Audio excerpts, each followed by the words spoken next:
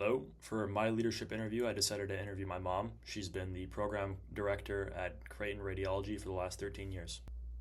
She ended up as a leader in her field. After graduating from residency, she chose to go back as an attending in the same program that she graduated from, and she wanted to improve many of the small difficulties that she noticed during her residency and improve the program overall.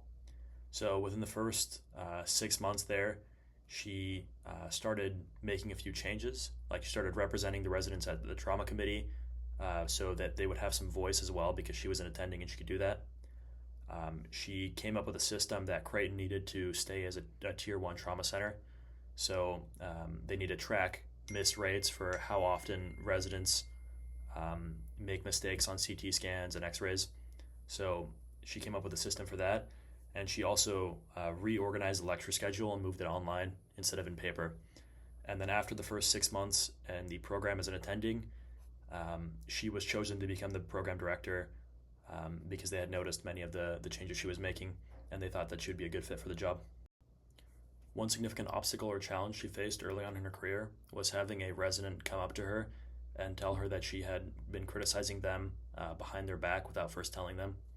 This led her to adopt one of the key values and principles that guides her leadership, saying, quote, "What you think, what you say, and what you do must align." So anytime that she criticizes someone, she must first talk to them about it to their face, discuss it, look for potential solutions before anyone else gets involved in that situation. She also talked about some of the principles that guide her leadership, mentioning that she thinks that people themselves, especially the residents who are often underrepresented in medicine, they often have administration making decisions for them. And she said, quote, "The people that I'm representing know what would be best for them. They typically know it better than administration would." So she says that her job is to, quote, "hold the ceiling and to maintain the things that administration likes while also working with the residents to give them a voice and run the program under the ceiling in a way that they like." When I asked her question number 5 about high impact decision making, she mentioned an interview question that she gives to residents when they're applying for the program. The question goes like this. You are one of 3 med students giving a poster presentation at a conference, and the other 2 students each have a conflict that comes up right before during the time of the conference, and at least you and one of those other people need to be there for the conference. One of them is the best man at a wedding, and the other one has their parents' funeral at the time of the conference.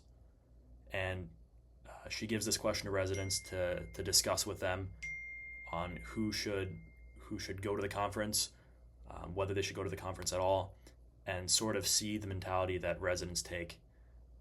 She said there isn't a correct answer to the question, but it gives insight into the way people think, into the way people approach decisions.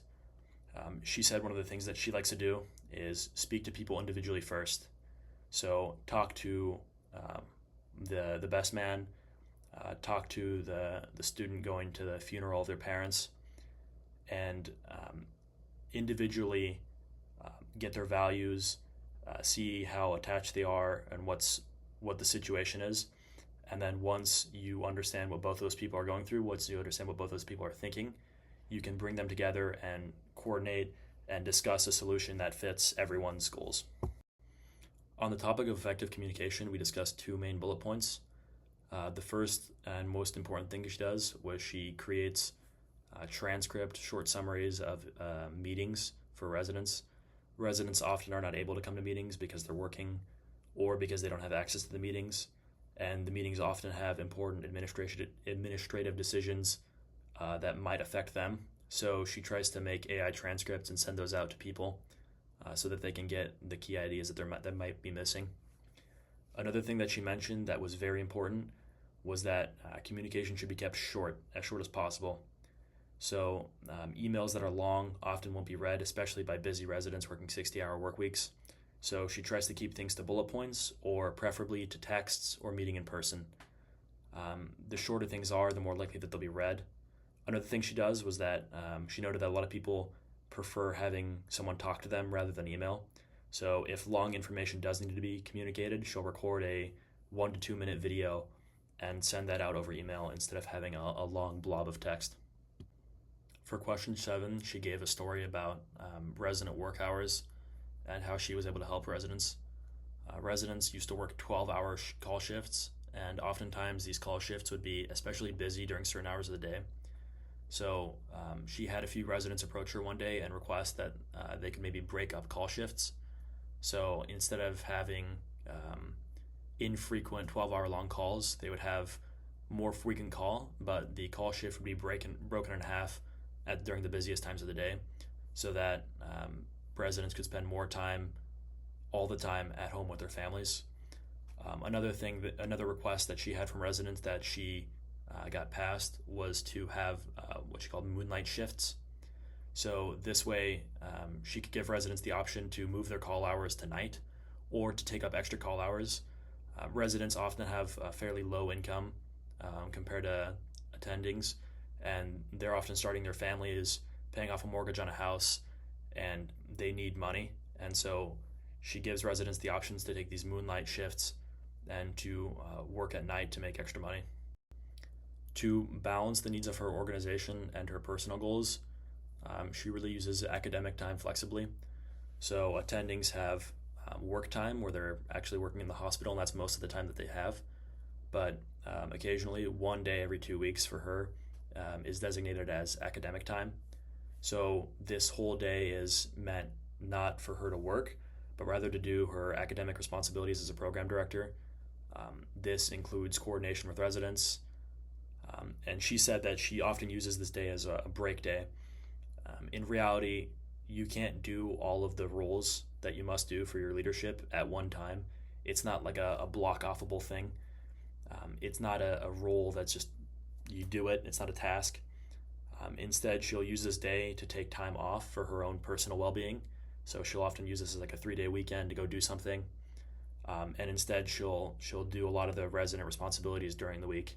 So one thing she said is she needs to be testable at all times.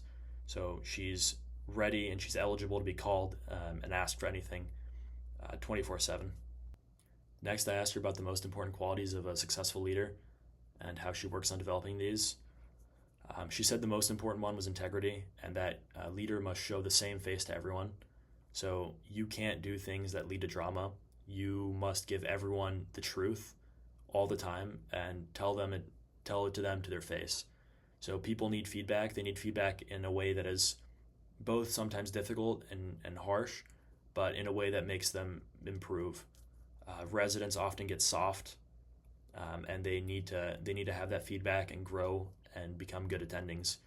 And giving everyone the same face also sort of gives you insurance. So if there's ever some kind of drama, some kind of problem going on, you've told everyone what you believe, and that way there's never uncertainty.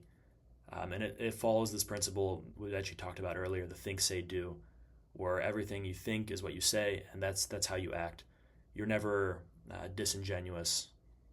Another thing she talked about was that empathy is very difficult without talking to people.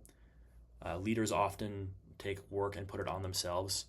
So she noted that chief residents, the head resident, often makes the same mistake every year. Every chief resident makes it.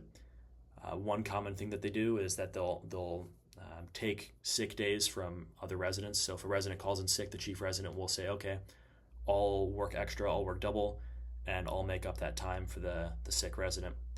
In reality, she says that this isn't sustainable and that it's very important for a leader to be able to communicate with other people and to properly delegate work in a way that keeps not only themselves secure, but also keeps the program running and functional. Reflecting on her journey, the advice she gave is that the quote that you get on airplanes as they're taking off, to put the oxygen mask on yourself before putting it on others. So a leader needs to be able to do a lot of work, but she says oftentimes, like the chief resident example, people will give themselves too much difficulty and they won't be able to delegate properly. She said what she tries to do is to pay attention to her own health before 7 a.m.